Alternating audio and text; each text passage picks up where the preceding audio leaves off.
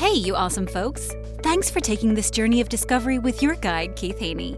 You're listening to the Becoming Bridge Builders podcast, your favorite podcast for everything from racial reconciliation to education innovation, justice reform, and leading change in the 21st century. This podcast is for people who love to be challenged with difficult topics, but want practical solutions to solve these challenging issues. Becoming Bridge Builders makes change possible. Each week on the podcast, Keith invites innovative thought leaders to share how they are building bridges in their area of expertise. You will hear breakthrough ideas and concepts that are changing the world. He's featuring guests who are best-selling authors, leaders at Microsoft, entrepreneurs, leading educators, professors, lawyers, and so many more. Listen in to learn how you can be the bridge to the change you are seeking.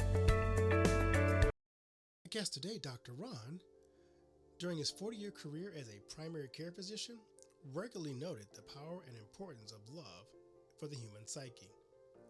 Having seen the roots of childhood trauma, he developed a path to turning those hurts around. He teaches how to worry less, control your emotions, and have rewarding relationships. While serving on the clinical faculty at Dartmouth College and the Giselle School of Medicine, he taught medical students how to apply their intellectual-based academic knowledge and how to add heart to their thinking by addressing their patients with caring and compassion, imagining their challenges from their patient's perspective, and speaking to them in ways which connect with who they are. These Dartmouth students appreciatively voted him the best teacher in pediatrics. Ron is a diplomat of the American Board of Pediatrics and a fellow of the American Academy of Pediatrics.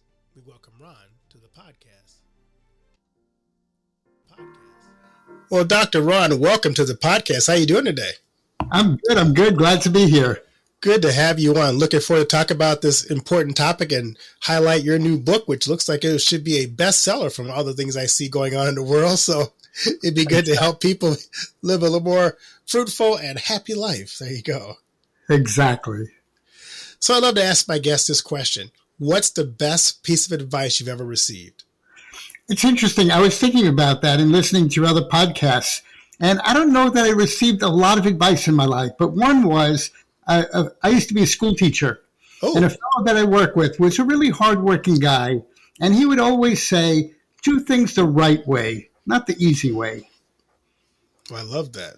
Because easy way is not always the best way. Exactly. Especially, and that haunts me. Every once in a while, I say to myself, whoops, Al Tomlinson would do it this way. There you go. I love that. I'm curious, somewhat of your esteemed background and your career, who were some people in your life who served as a mentor for you or even just a role model? Yeah, well, first I'd have to put my parents. Now, on the one hand, they were terrible parents. Like, they didn't understand children, but they loved me. They loved me, and it wasn't because of what I did and what I achieved or anything. They just loved me. And that was the environment. That was all that I needed to live my life, knowing I was loved. Yeah. And they loved each other. That's important. I mean, we as parents know that we are not perfect at what we do. We just kind of hope and pray we don't mess up the kids along the way, right? Yeah. And so I could see my mother's especially shortcomings and say, okay, now how do I work around them? It would be as if there was rain dripping in my roof. And I thought, okay, I can't put the bed under where the water falls. Unless you go to a waterbed. Exactly. I love that. So let's talk about your book. You have a new book called Bigger Hearted. Tell us what inspired you to write that book.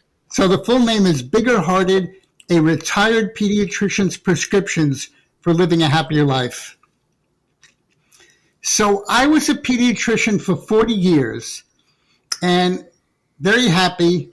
And one day, probably about 20 years ago, I was walking up the steps from our basement and I heard, and I don't know if I can say heard, but I heard that I should write down what I knew about happiness. And I never had a thought like that. And this wasn't anything to argue with. And so I paused for a second and said, why? And the two things that I then heard were, one, it seemed to me that it would concretize what I knew. It would help me to really get a hold of it. And the other one is, it said it would be a way of saying thank you. And I didn't understand that until now. I've learned so much, and this trail has been such a pleasure that I can't help but say thank you. That's great. So think about your career as a pediatrician. What in your career led you to kind of uncover some of these truths that you have in your book? Well, what happened actually, it was the way I went into medicine. I had done a bunch of things before medicine. I was a school teacher. I had a master's degree. I worked in a logging camp in Alaska. I worked in business in New York. And one day I was sitting on a bench reading the newspaper, and an ad fell out about a pre-med program at Columbia University. And the program was designed for people that had graduated from college but didn't have the needed math and science courses for medical school. And when I saw that ad, an image came to mind. I pictured someone in his 40s having a heart attack.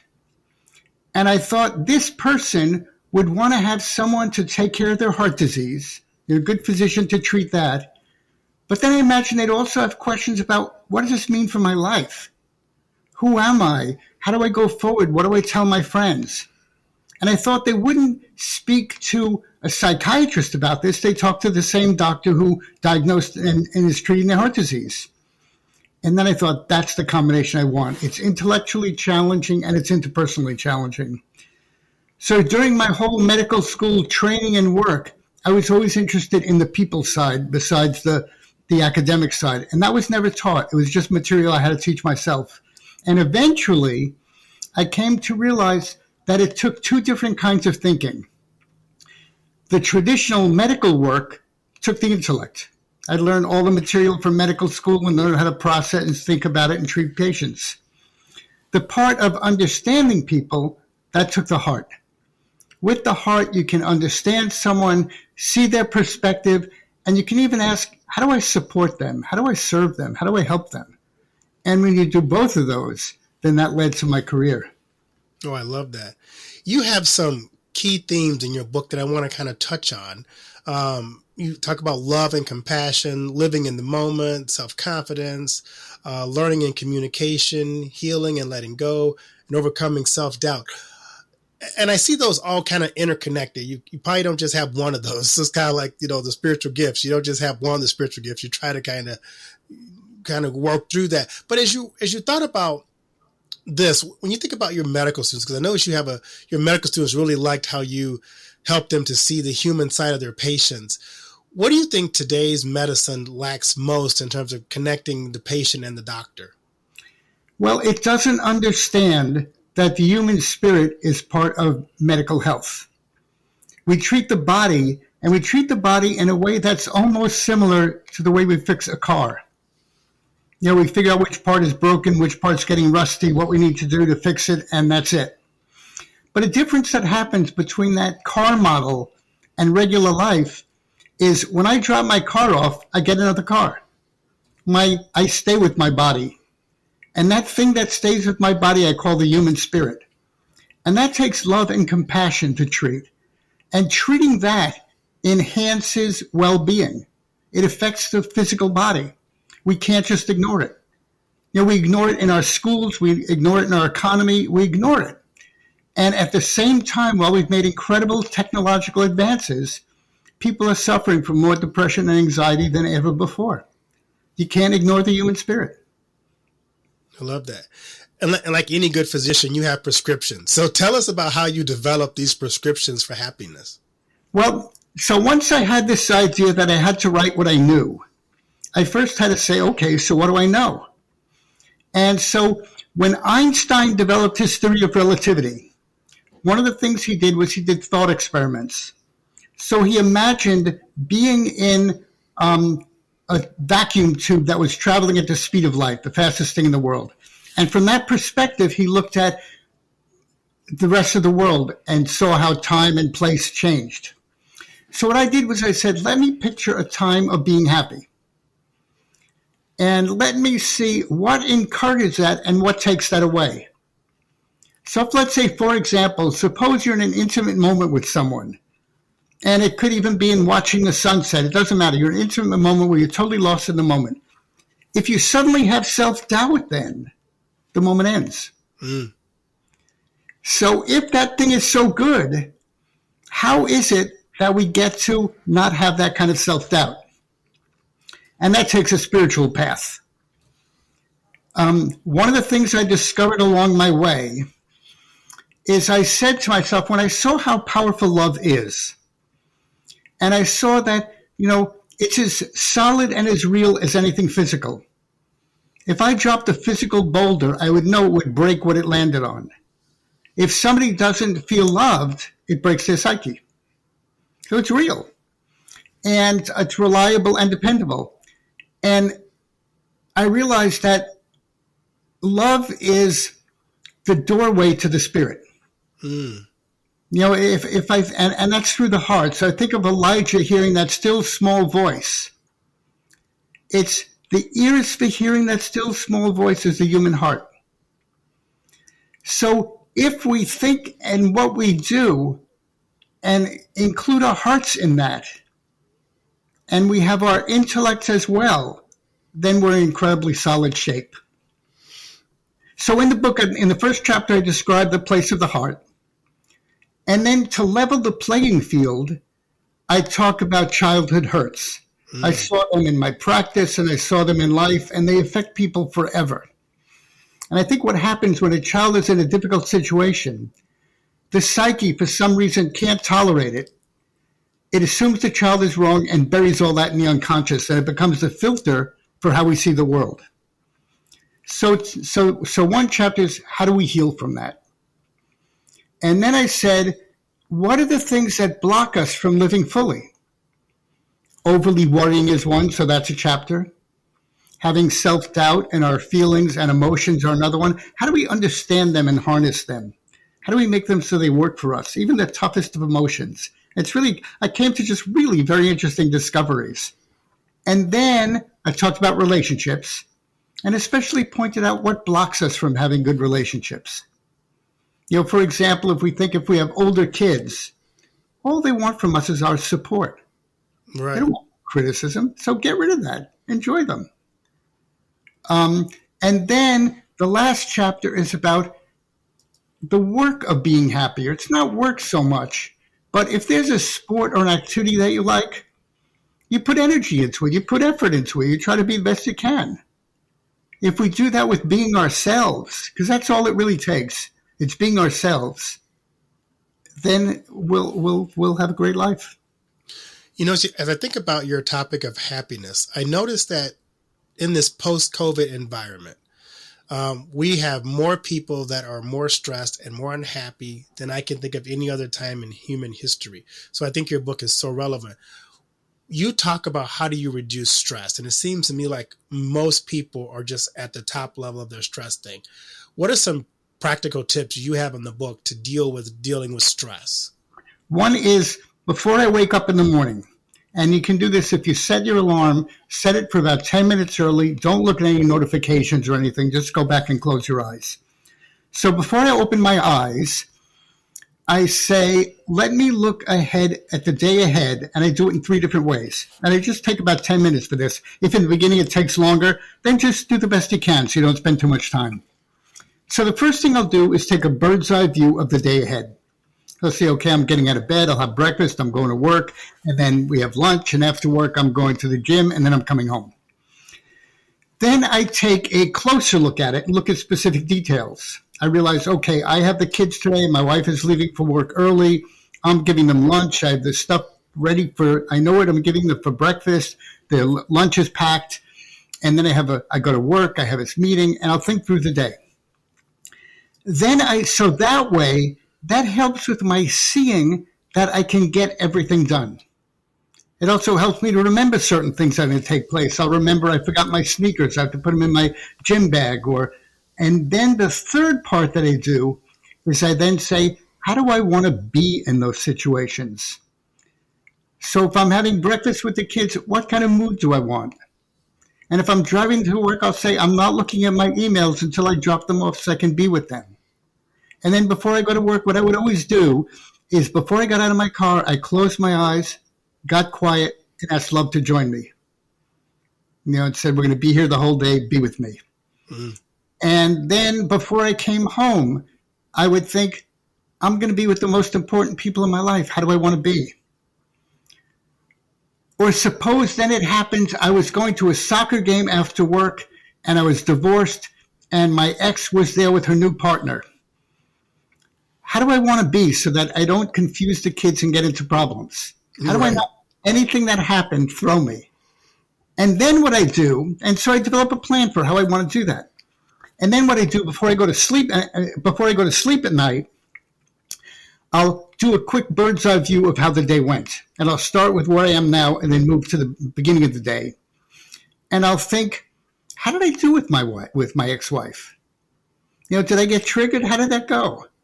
How did driving the kids to school go, or that meeting that I was concerned about? So I learned from it, just the way in a sport, people review what happened so they can learn from it. And so if I do that every day, I get better. I get better at being how I want to be. You have a couple quotes I love in your book, and one of them is develop honest self-confidence. Tell me about that. What do you mean by that?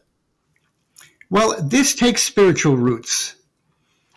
What I said was that if love lives within me, and love has to live within me, because if love is connected to compassion, if somebody I'm sitting next to falls down, we're sitting on a bench and they fall, I don't say, wait a second, I've got to get my compassion together and then I'll bend down and help them. No, it's right there. And we all have that. It's a matter of how much we want to open to it. It's like we really have to prepare room for it if we want to do that. We have to do inner work, and then it fills us. So if I say that love is with me, another thing that I came to is I came to the idea that love is wisdom-filled. If we love our kitten, we give our kitten the right amount of food.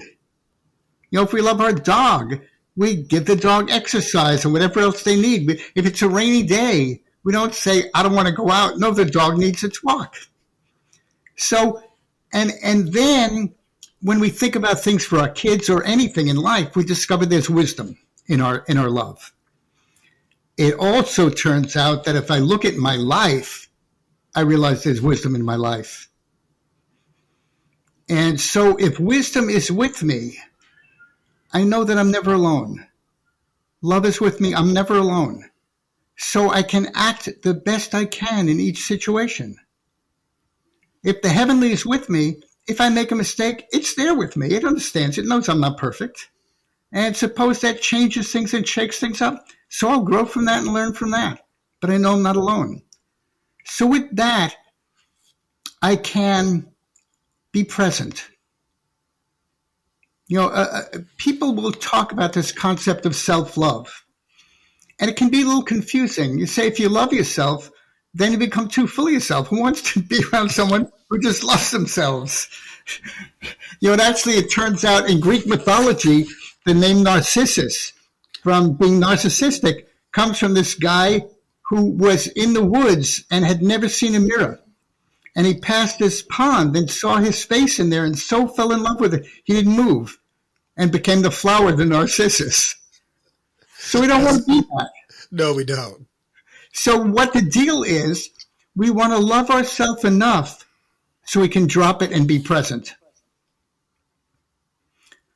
So if, let's say, you're a hitter in baseball or a dancer in a performance, you want to know you did your work, you're good, and then you can drop all that and be present and be at your best. And you can have confidence because if you fail, all you did was your best and you're not alone. I love that. You have a concept I think that's hard for some people to do, or it's hard for me to do sometimes, is living in the moment. You're always thinking about the next thing or the next step. So how do you help people to practice being present? Because we miss so much of our life because we're always either forward thinking or living on past mistakes. How do you help people to kind of live in the moment? So that's where this inner work is helpful, this morning work. Mm-hmm. Because now if I did it all, I can live, I can play. So suppose you're a football player. You do all your practicing, all your training, all your getting ready for the game. but then you just enjoy playing the game once you're there. So we can only be our best and learn and so on. And then when you're trying to live out of love, if I'm trying to say, what's the best thing for me to do in this situation? I'm not in a void. I'm in an active process of saying, what's the best thing to do or say here? How do I help this person? And so that puts you in the moment. So if, let's say, when I walked into a room with patients, I would study their chart before I went into the room, think about what their problem is, think about the concerns they might have that they might not even express, and then walk in the room. I did my work. Now I can meet them and greet them and let them know I'm there for them and answer their questions. I love it. What kind of feedback are you getting on the book so far? Very interesting. One person told me that she cried. She said, I never read books like this, but I did. And you know me. How do you know me? Two people told me they couldn't put it down. They read it, they just stayed and read it. And yeah, so that's, and others just felt like it was real. They felt the moan. I'm not preaching anything. I'm talking about what I learned, and everything that I write is what I apply in my own life. And it doesn't mean that my way is the right way, but this is what worked for me. As I talk to you, what I find makes your book different and unique from maybe other what I would call self-help books is there seems to be a grounding in scripture and in biblical teaching. Because we can have a lot of self-help books that says, focus more on yourself and work on yourself. But you have a grounding, and there is a God out there that puts our life in perspective. And if you keep that in mind, as you talk about how do I deal with the things of the world, it helps ground us a little bit more than just, rely more on yourself and be better person today than you were yesterday. That's right. It's knowing I'm never alone.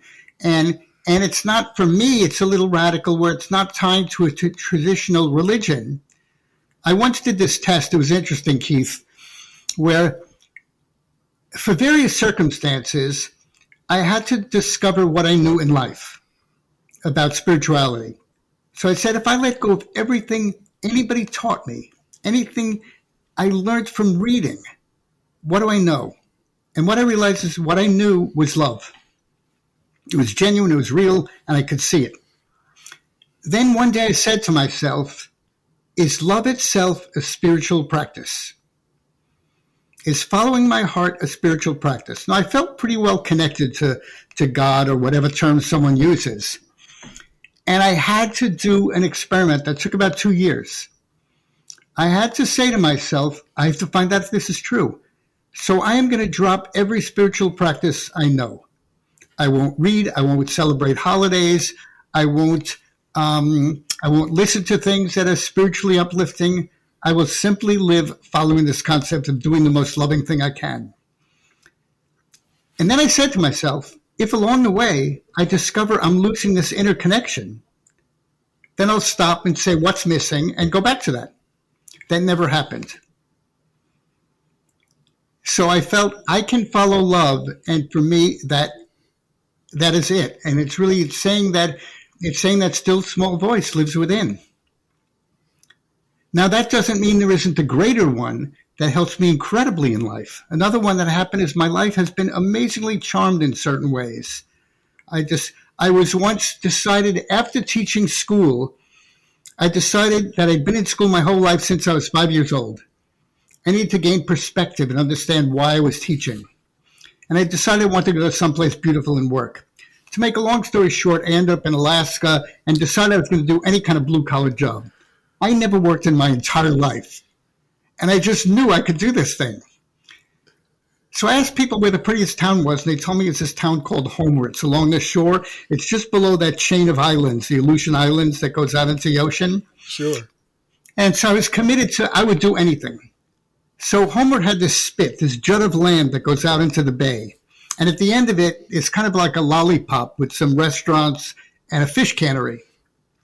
So I thought, okay, this is it. You got to work at the fish cannery. So, so this is me again. I never did physical things. I grew up in an apartment building where the superintendent fixed any problem, and my dad was legally blind, so he didn't do any chores. So I walk in there and ask for a job. And the woman said, "You look pretty good. You look like managerial material. Where are you living?" So I said, "I'm living on the beach." She said, "No, you need to have permanent residence if you're going to work here." So I said, "Where do I get that?" She said, "Well, go back into Homer and go to the motel." And she said, "And you have to start working at nights and do the overnight shift." So I go to this motel, and the guy tells me how much it's going to cost for a room, and it was enormously expensive. Wow.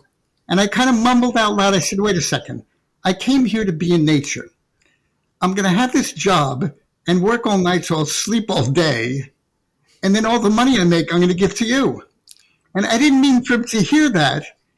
And I heard that and said, "Oh, I have a friend who runs a logging camp. Do you want to work in a logging camp?" So I said, "Sure." I mean, I grew up in New York. So I said, "Sure." So he calls his friend. He says, "I got someone who looks pretty good." And the guy said, "Send him over on the next mail plane." So the mail plane was this 2-propeller plane that had pontoons because the runway was at high tide, was in the water. And ended up working this logging camp. It was the perfect spot to do what I needed. And so I've been charmed my whole life in ways like that. And so then I could say, I can't just look at these things as being statistically, they're just circumstances, weird things that happen. Too much goes into that, so that statistically it doesn't make sense. My whole life changed around this ad on the park bench. So I said, there's got to be wisdom. So then I did another test. I said, okay, if there's wisdom, let's prove it. So I will act as if everything that happens in my life is perfect. So it even happened where I dropped a salad coming out of Panera's and half the salad went onto the cement. I said, oh, good. So I'll have half a salad. I want to lose some weight. And so I would do that with everything. And then after doing that, it held. If it didn't hold, things wouldn't be right. I would be out of sync. And that never happened. So that's how I live my life. So once I know that wisdom is around me, love is with me, I have nothing to be afraid of. That's such a cool story. I love that. So I love to ask my guests this question. Now that you've done so much in your life, what do you want your legacy to be? Oh, I still have a lot more to do. I want to help people not only hear these concepts and think they're nice. If they do think they're nice, I want to help them incorporate them into their lives. So I'm going to do workshops through my website, biggerhearted.com. And besides those workshops, I'm going to do a ton of social media stuff that I'm developing. I really want to see if I can help people enjoy themselves more, live better lives, and be rid of the stress and worries and difficulties that they don't need, and still live effectively. I was a physician while I did this. It's not a matter of it means you can't live effectively. You can live more effectively. Someone said to me, listen, and because I never talk about my views, I've been a chameleon my whole life, and someone said, how do you get through all these difficulties keeping level-headed and happy? And that's what that was the best thing I think I ever heard someone say. And that's what we can all do. That's so cool. So what's your next project, since you say you're not anywhere near done? What are you working on next? So I want to do a podcast that reviews thinking with the heart and mind. I want to do this one I think you'd like, Keith. It struck me, people in the happiness world talk about gratitude. Mm.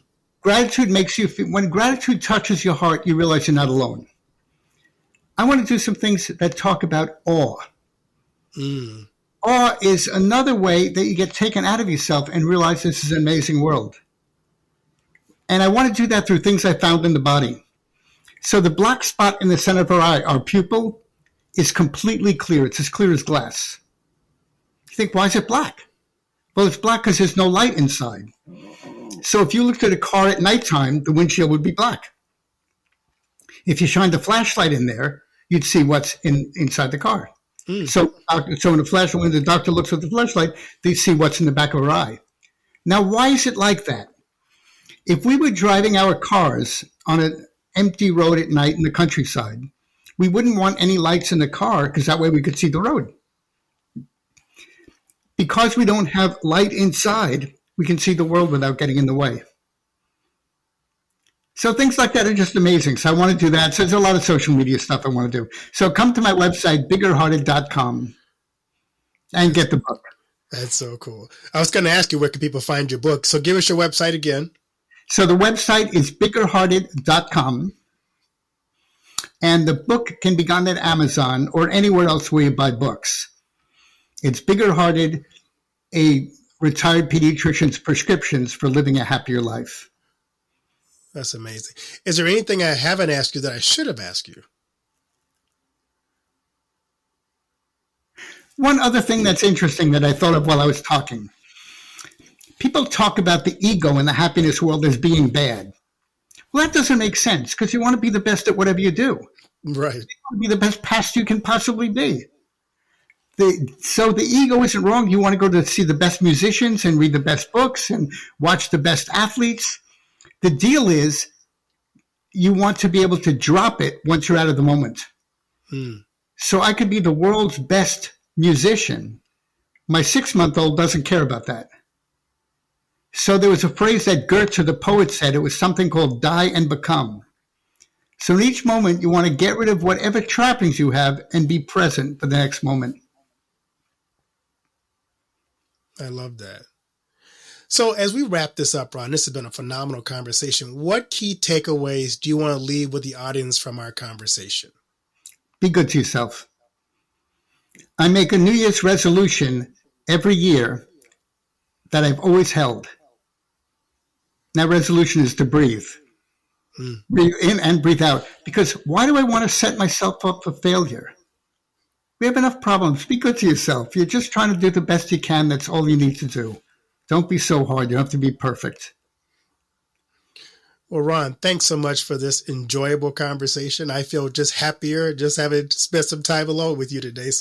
And I pray the audience gathers some key insights and some practical tips to live a happier, more fulfilling life as well from your book. It was a pleasure talking to you, and all that I said had so much on your questions and your interest. It was great. Thank you, Ron.